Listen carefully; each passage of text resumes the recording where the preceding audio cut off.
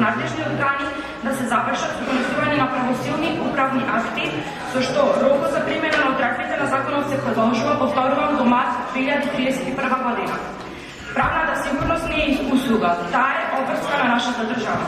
Подршка на овој закон значи затварање на еден долг процес и враќање на довербата дека државата не ги казнува граѓаните кога институциите доцнат. Бидејќи оној кој што го прекршил правото, ние сега треба на некој начин да го амнестираме. И преку овој закон ние всушност и ги амнестиравме таквите луѓе. Што останува со оние кои што го почитувале законот и граделе согласно со законскиот текст? Меѓутоа, и тогаш, како и сега, ние бевме ставени во една незавидна положба да немаме друго решение. Објекти во кои што живееа наши сограѓани требаше да ги рушиме. Со каков факт ние тогаш немаше, со каков факт можевме ние да направиме и токму тие законски едноставно да ги ставиме во некоја правна рамка тие луѓе кои што живееа таму, кои што реално живееа таму.